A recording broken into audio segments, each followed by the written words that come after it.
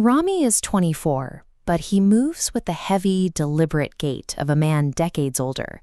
His eyes are perpetually bloodshot, and he carries a constant, low-level tremor in his hands that sleep never seems to fix. His exhaustion comes from a mind that never stops. Every morning, he wakes up to a list of what-ifs about his career and social standing. At night, the silence only makes the noise louder as he replays the specific moment he failed a university exam, or the exact words he used when he lost a close friend years ago. Ramy is suffering from a condition of temporal omnipresence. He is attempting to exist in the past, the present, and the future simultaneously. Because his attention is fragmented across 3 different timelines, he has no energy left for the moment he is actually in. One afternoon, Ramy walks until the city noise disappears, eventually reaching a village where an old man sits beneath an ancient tree. The man is perfectly still, watching the clouds move with a slight smile, seemingly unconcerned with anything beyond the shade of the branches. Ramy sits down and, after a long silence, he begins to list his worries. He details his past mistakes, his fears of failure, and the constant crushing weight of everything he needs to do to ensure he doesn't struggle for the rest of his life. The old man waits until Ramy is finished, then asks if he can solve all of those problems right now.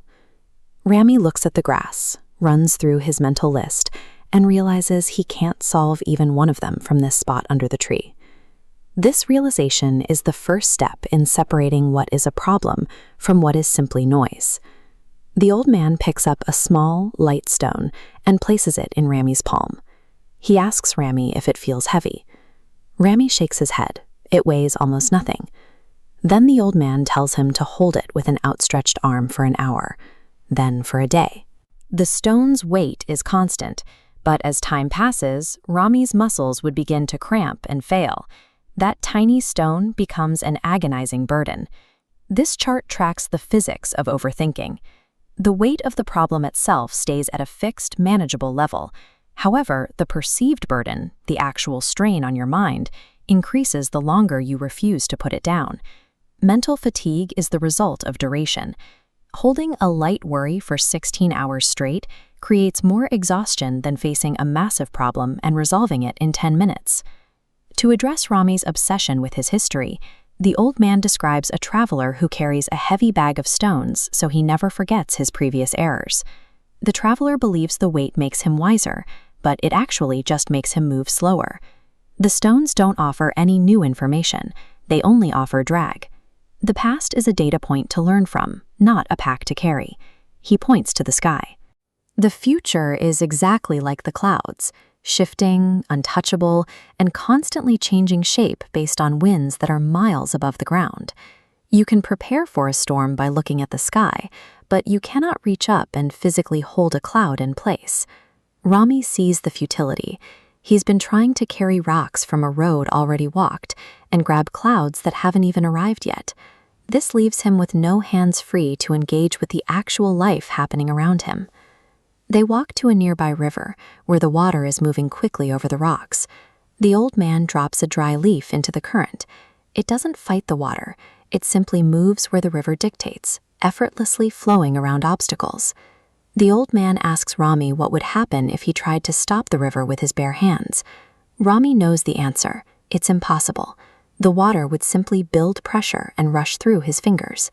Most human suffering comes from the friction we create trying to dam up reality's river. We spend our lives fighting things we cannot influence, wondering why we are so tired. The old man offers a final piece of logic. When you sit down to a meal, you focus on the food in front of you. You don't try to digest next week's breakfast today. He asks Ramy, "Why are you trying to live your whole life in one day?" When Ramy returns to the city that night, the noise is the same, and his problems are still waiting for him. But the way he looks at his bedside clock has changed. He is no longer trying to solve 10 years of his life at 11 p.m. He uses a simple filter for every thought. Can I solve this right now? If yes, he takes action. Writing the email or fixing the error removes the weight. If no, he acknowledges worry is useless. He drops it, returning attention to the present.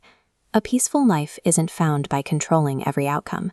It is found by identifying exactly what's in your reach, acting on it, and having the courage to let the rest of the river flow.